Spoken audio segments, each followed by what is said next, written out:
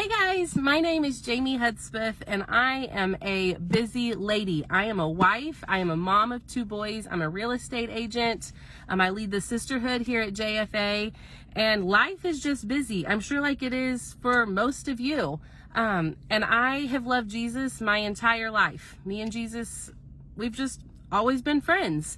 And so I don't know when it was though, several years ago, I had developed this limiting belief that me and Jesus could not be BFF for life unless I spent 30 minutes every single morning as soon as I got out of bed with him with no interruptions.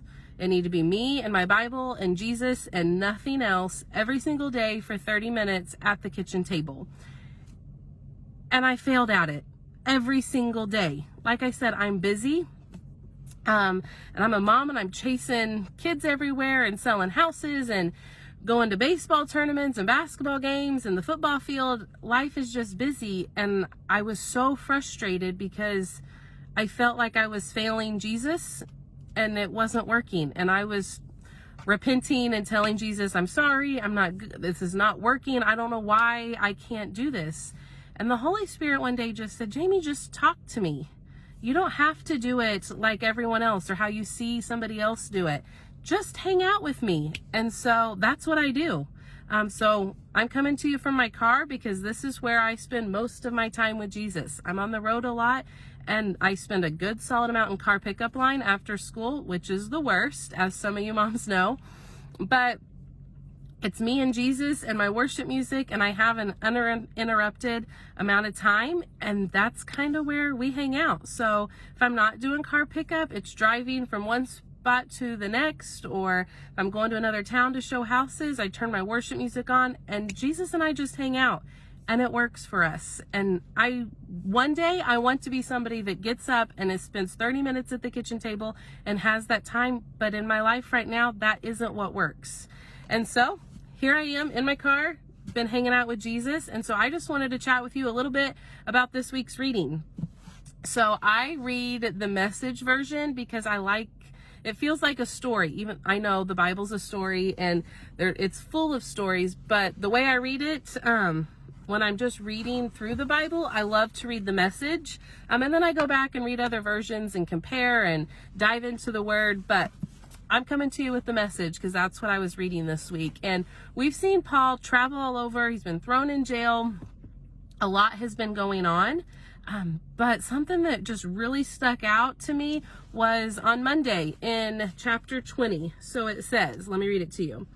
But there is an urgency before me now. I feel compelled to go to Jerusalem. I am completely in the dark about what will happen when I get there. I do know that it won't be any picnic, for the Holy Spirit has let me know repeatedly and clearly that there are hard times and imprisonment ahead. But that matters little. What matters most to me is to finish what God started, the job the Master Jesus gave me of letting everyone I meet know all about this incredibly extravagant generosity of God. I think in Christianity, a lot of times we want to preach this feel-good message, even to ourselves. I can do all things through Christ who strengthens me. Or we want to recite Romans 8:28 and say all things work together for good. John 10:10, when it talks about he gives us an abundant life. I believe all of that wholeheartedly. But I think sometimes we forget that this calling on our lives is not a picnic. It is not always going to be easy. It's going to be hard a lot of times. But we all have a job to do, and that's to spread the good news of Jesus. Talk about how generous he is in your life. You don't have to make a big spill about it. Just talk about how good he is and how extravagant his generosity is, because God has been so generous in my life, and I know he's been generous in yours. So as I was reading that, it's just a reminder that, hey, it's okay that it's hard.